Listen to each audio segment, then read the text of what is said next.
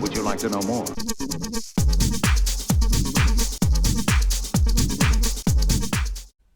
Okay, welcome to another fantastic action-filled adventures in 3D printing. It's been a little while. If I was in full Boris mode, I would offer my deepest regret for the extended absence. No apologies, obviously, because apologies are something that we British do not do. But my sincerest regrets for the protracted absence. So, what have I been up to this week? Well, I've been mainly doing stuff for Paul Winter, the Winter Roller Man himself. And the first piece here is something that I printed for myself probably about 6 months ago. And it is a 50 cal that he's going to use for, I think it's actually for his Italians. But the tank didn't come with a 50 cal. So this is, it's meant to be a Sherman 50 cal from the STL file, but I think I've scaled it to 85% here, and it still looks a bit big. I did one at 75% for myself. It was too small. The 100% one was crazy. It was bigger than the 76mm gun on the bloody Sherman. But that's one of the great joys of 3D printing, isn't it? That not only do you have to spend time designing supports and stuff, but quite often you'll get things in completely the wrong scale. But anyway, it didn't cost me anything, so no big loss. And I'm sure Winter can get this rolling. So we have a 50 cal, and then I've been printing them some more bugs. So these are gargoyles, I believe, and you can field up to 6 of these little flying shooty nids with every one of the big flying nid that I can't remember the name of. So I think he's using these 5 to a base. So I was using a 1 to a base, so I didn't need hardly any. He's doing 5 to a base, and he's got 6 units or something like that. 6 units per. So I think he's got 60 of these in total. I designed the supports on both of these, so the 50 cal and this, and obviously, realistically, even though these supports are light, there's way too many of them. But when you've had a few fails and you've had to clean off your FEP and drain all your resin and all that shit, you tend to be a bit overcautious. So if it's just something that I'm printing like a one-off, I'll tend to go belt and braces and put too many supports on and spend a little bit more time cleaning them off than have a failed print, which I did have one recently of a song of Fire and Ice, or Ice and Fire, that went wrong. So I was printing off some activation tokens. So I tend to kind of go overboard with the supports, but if you were doing it commercially, if it was something you were doing all day, every day, the same thing, you could kind of spend time and work out, is this support needed, is this support needed, is this support needed, and kind of whittle it down to the bare minimum of supports. So everything today that I'm showing you is from Thingiverse. This was from Thingiverse, can't remember where. You'll have to do your own homework, join up and go search.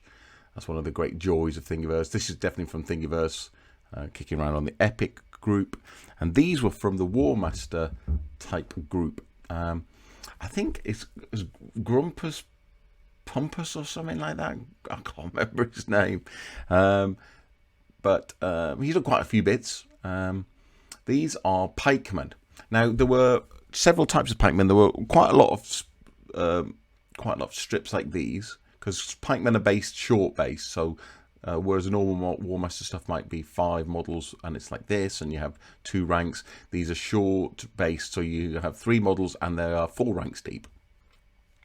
So there's about 8 of these little 3 model strips. They tend to be pretty similar, and obviously they're quite low. Not quality. Quality is not the right word, is it?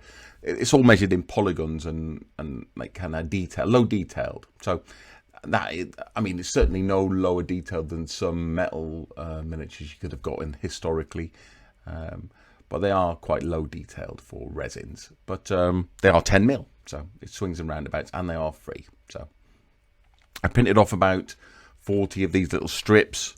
They didn't need any support whatsoever. So as you can see here, they're very generic. I think all the bodies are identical. Even the arm poses look pretty identical. Yeah, and they're just like head swaps and stuff, and kind of minor rotations on the base, so they're kind of turned on what axis that would be, the Y, Z axis, isn't it? So you're just spinning them around the Z axis like pole dancers. No supports whatsoever, which is a real bonus. I'm not sure they were designed to be run with no supports. When you get a Thingiverse file, it's very often doesn't have supports because the person who's designed the sculpted it doesn't want to be asked having to try and fanny around and sort out people's support issues. So they just, here's a file, no supports, sort yourself out. But these I printed without any support, which is always cool because then there's no cleanup. The feet were a little bit thin on the ground. When you see the sculpts and you kind of zoom in on whatever you're looking at, paint, or I think it's 3D paint, or you go in your slicing software, the feet are quite small. They tend to be only like, I don't know, a very small amount of height. And then my machine's still got a little bit of a tendency to eat the first few layers, like melt them in. So there are feet there, but not really. And when you base them, you won't be able to see the feet. Is it a big deal? I don't know. I don't think so. They look a bit like Krusty the Clown's feet, if I'm being honest. They seem to come out a bit too far. So anyway, not the end of the world, especially when there's no cost involved. So we've got a fella here who's the command stand. So we've got a little drummer, got our officer here, and a flagman. So I think they're meant to be kind of like Italian-y, because I don't know the origin of the pikemen in the Dogs of War. I think they tended to have regiments of the round and stuff. Okay, a very good image. Maybe if I put my hand behind that, you can see them better. So yeah, quite low detail, but it is what it is. You see the feet have come out a little bit better on this command strip. Feet have come out a little bit better. There were a couple of stands where they had the pikes facing forwards, so kind of like this, facing outwards.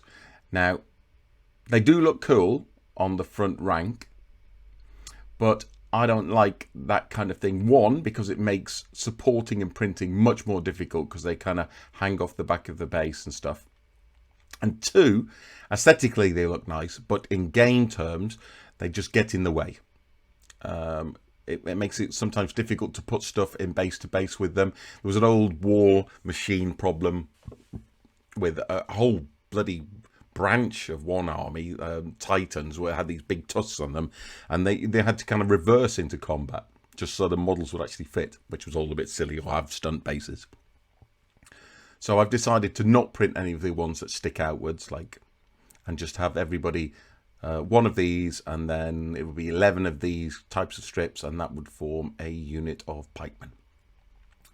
I'll probably put the links not for the 50 cal, not for the little gauntly thing. I'll try if I can remember the fella that did this, just to be because he doesn't get paid for it. You can tip him if you want, if you're feeling generous. I'll try and put in a link for this one, and I will endeavour to do more of these videos more often.